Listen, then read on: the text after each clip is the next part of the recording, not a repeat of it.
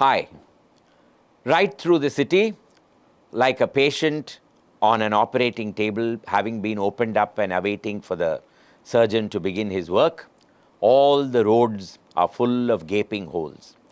And the big question is, when will the work end on the stormwater drains and on the sewers? This question has to be answered, and at the same time, we need to also look at the history of Chennai's drains.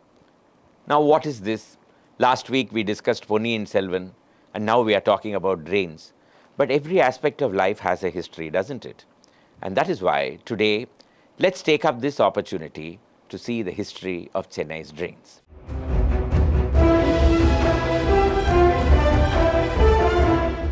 In the ancient times, when garbage and sewage was non-toxic, everything was perfectly all right. The sun would dry whatever was left. The rainwater would take away things that had not dried by the sun. Everything would make its way to the water bodies where it would eventually dissolve and then become one with nature. Nobody was bothered about anything. In 1639, when the English came here and the city began to develop, that is how things operated for almost 200 years. Chennai was full of open sewers all around the city. And the concept of stormwater drains did not exist because the rainwater would just percolate into the ground. The sewage would take away whatever was there, and eventually it would make its way to the sea. It was not as though this was perfect because open sewage also had its problems. There would be diseases like typhoid and cholera that would spread because of contamination of groundwater. But that is how life was led for almost 200 years. By 1850s, the area that we now recognize as Georgetown or Chennai 1 had become exceedingly congested. It was heavily populated. And the principal drain of that area ran where Broadway or Prakasam Salai exists. There was a large sewer that would collect all the water and the drainage from the surrounding areas, and then that would make its way gradually to the sea. The point at which this drain met the sea was very close to Fort St. George. And therefore, there was no question of allowing the water to mix with the sea at all times. The entrance was therefore blocked, and the water would accumulate, and once or twice in the week, the opening would be lifted, and the water would then mix with the sea. When it did, a dreadful stink would spread all around Madras 1, including Fort St. George. In order to ensure minimum trouble for the residents, the opening of the outlet was usually done at the middle of the night. But gradually, as the quantum of the drain began to increase, gases began to accumulate in it. And it became necessary to let out these gases at periodic intervals. Kelly, who was an engineer in the army in Fort St. George, came up with a solution. According to Robert Kelly, it was necessary to build a tower at the point where the drainage met with the sea. And that tower had to be at a height of 25 feet. And that would let out all the gases into the atmosphere. And there was no question of a smell coming up at that height. A tender was therefore floated. But eventually, as you all know, there is a big difference between plan and execution.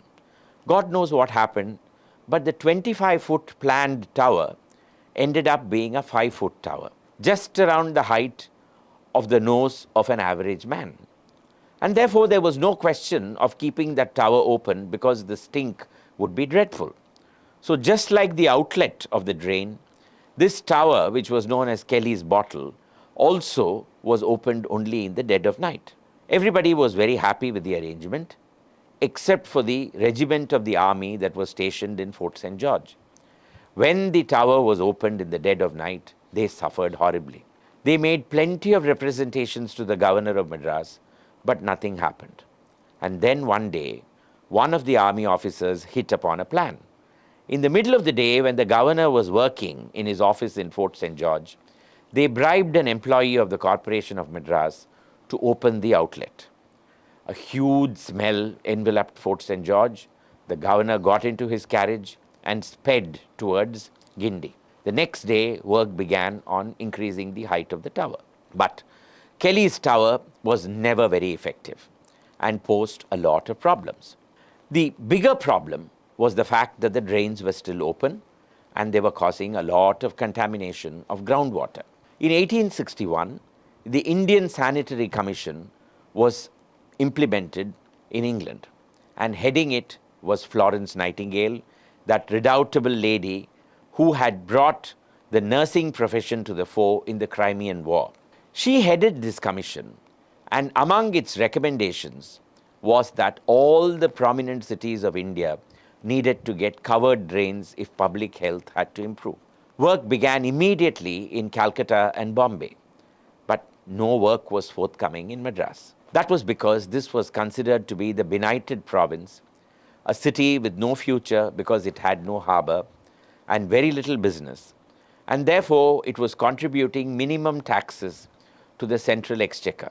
And the central government in Calcutta believed that every city would get civic amenities only in proportion to whatever money it was contributing to the central exchequer. Madras was therefore neglected. Florence Nightingale was infuriated. She began making representations to the Queen Empress, to the Viceroys of India, governors of Madras, to various civil servants. She kept up an indefatigable correspondence. She invited the head of the Sanitary Commission in Madras, Robert Staunton Ellis, after whom a road is named in Mount Road even today. And he went to London to study the impact of covered drains in various parts of England. He came back with a mission, but he died soon thereafter, and work stopped. Miss Nightingale was in despair. But in 1875, the governor of Madras, Lord Hobart, after whom the government Hobart School continues to function even now in Royapeta, died of cholera.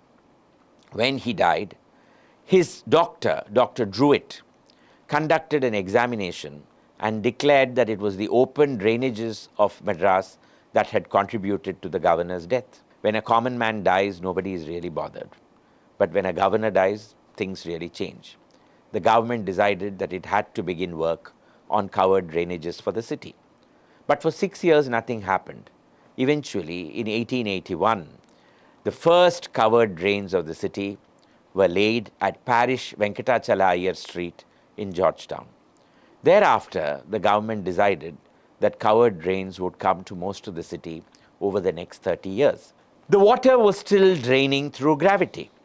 But in 1884, a new technology came, that of a pump. The Corporation of Madras brought in 4 pumps, and the sewerage was lifted and taken by pipes to the sea. Then somebody came up with a better idea. They said, why waste the water? It is after all non-toxic. It's full of natural waste. So let's get it to be sent to sewage farms near the great parks of Madras and let the land be irrigated and made fertile by the nutrients in the sewage. And therefore, pumping stations came up at various places, and adjoining them came parks. You had Robinson Park, which is today known as Anna Park in Royapuram. Similarly, you had Lord Napier's Park at the end of Mount Road, which is today known as Mayday Park. Both of them came up on sewage water. And Pumping Station Road next to Mayday Park even now commemorates that old technology. The biggest park, however, was People's Park, 116 acres on Punamalli High Road, where the Central Station, Victoria Public Hall, Ripon Building, and all those other structures stand today. They all came up on land that was once irrigated by sewage water. This is how the city managed its sewage till 1958, by when toxic wastes had started coming. Then you needed sewage treatment plants. That year, a treatment plant was brought in at Kodungayur. Thereafter, we have had sewage treatment plants in Nessapakam, Coimbatore, and in Pallikarane, in Perungudi. So 4 sewage treatment plants today handle everything. But all of these sewage schemes and drainages go back to a report that was written in 1881 by Captain Hector Tulloch, who was the man who really planned the drainages of this city. Tulloch, who lived in a house on Anderson's Road in Egmore, where the Asan Memorial School today functions from, was the man who first identified that Chennai is a very flat terrain. it is very difficult for stormwater and for drainage to really flow freely. And he said, we need to be very careful when we come up with any construction, because the slightest variation in elevations and depressions can cause chaos with the city's drainage. We didn't realize that, and we paid no heed to that report. Over the years, construction has come up in the most haphazard manner. Drainages have been raised, road levels have been raised, buildings have been built, and gardens have been cemented over. There is no place for the water to drain. The rainwater is let out onto the road, and then it makes its way to the drainages. But the drainage was meant for sewage, it was never meant for rainwater. So where will the rainwater go?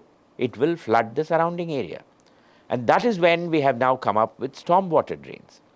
None of this is going to help us if we don't change the way we manage our environment. But will we? That is the question.